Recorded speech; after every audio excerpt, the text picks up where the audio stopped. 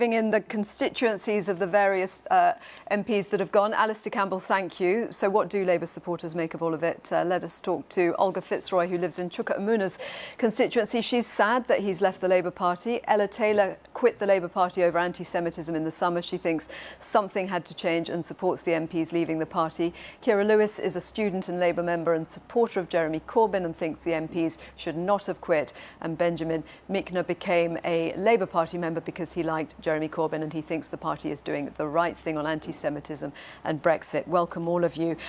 Olga, Chuka-Amuna's constituency, so tell us more about what you think about what he's done.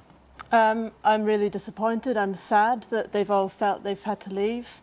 And I think we need to listen. It's a wake-up call that 7 MPs have felt the need to leave the party. So you support what he's done? I don't. I think it's the wrong decision, but we need to listen to why he's left and why Luciana's left. There are those who are saying that within the party they should have a by-election now. Would you want there to be a by-election? I think there should be a by-election because they stood on a Labour manifesto, but the more important things we're facing are Brexit and getting a Labour government. So if there were a by-election now and Chuka-Amuna stood as an independent, would you vote for him? I'd vote for a Labour candidate. I'm sure we'd get a brilliant Labour candidate in Streatham again. Ella, you left the Labour Party because of anti-Semitism. What did you think when you saw all of this unfolding yesterday? I don't think that it was a moment to celebrate. I think it's incredibly sad that a Jewish woman feels as though she can't be a member of a national party any longer. But it gave me some hope because maybe this is the push that the Labour Party need. So whilst it's not a moment to celebrate, it could be a force for good. In terms of Labour as a force now, is it weakened by the fact it's lost these MPs? I mean, if there were an election, a snap election all of a sudden, what would the implications be for the party? Absolutely. These are 7 fantastic candidates, particularly Luciana. She campaigned tirelessly for mental health and has been crucial in the fight against anti-Semitism. But as a Jewish woman, it's not her responsibility to stay around and fight her own battles, and we don't expect that of ethnic minorities to sit and fight their own oppression. We need the help of the party. So I think it is a major loss, both on the front of national politics, domestic politics, but also on the front of anti-Semitism.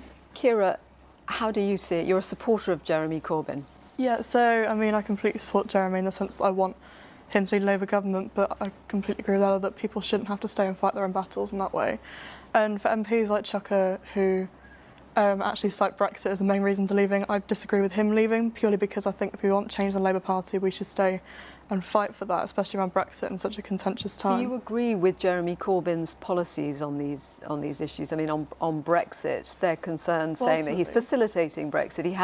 The party hasn't been effective opposition through this. Ultimately, we need to keep in mind that it's not about Jeremy Corbyn's policies, it's the party policies that he's leading. And the party policy, of course, does say that all options should be kept on the table, including a people's vote, a second referendum, as we heard.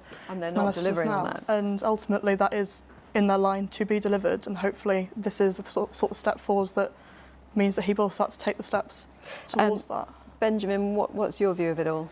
Well, actually, I don't think their rationale for any of this really makes sense. On Brexit, all he's doing is being a committed Democrat to follow through that vote, make sure it's actioned. And his suggestion, actually, when he sent a letter to Theresa May, was a real compromise down the middle, like a soft Brexit, a customs union that really should satisfy Remainers. The EU described it as a heavenly solution to the problem, so that really doesn't make any sense for them to oppose that. On anti-Semitism, they've done more than any other party to try and tackle this. The Chakrabarti reports and recent statistics that have been put out by the chair, Jenny Formby, have proven that they've acted quite vociferously on this point. So the issues have arisen for Labour over various things that Jeremy Corbyn has said on the record, over the failure of the party just to embrace the International Holocaust Remembrance Alliance definition of anti-Semitism. Well, that they were is why actually the Labour's first had party to to adopt the IHRA, and so they were not in its entirety.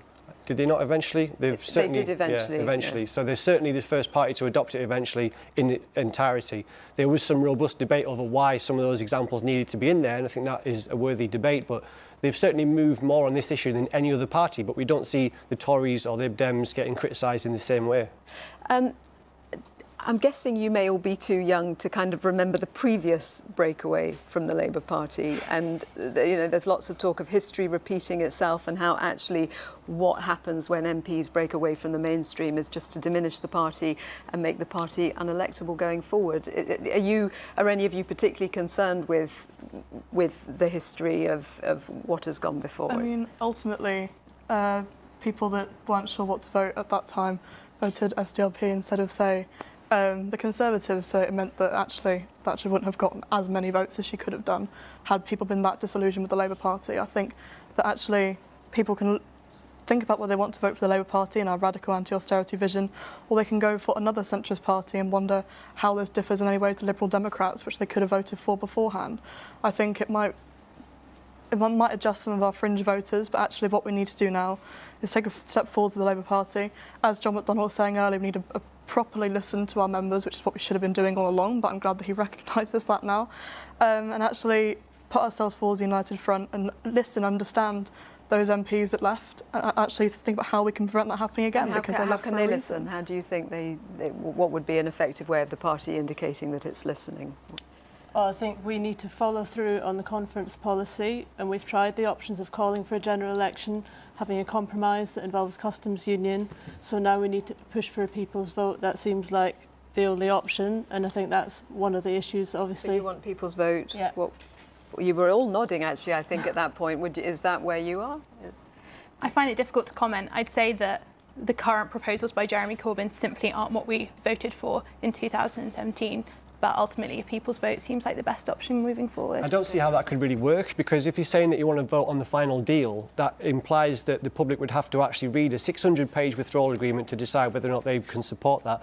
The referendum that we had was a binary choice of in or out. We decided the if, and we employ Parliament to decide and work out the how. So that's their job. They're full-time employed to do that. I don't think it's really realistic to ask the public to make that kind of decision. And only the Prime Minister can actually call a second referendum, and only the Prime Minister can write the ballot. So she would get to decide what's on that ballot.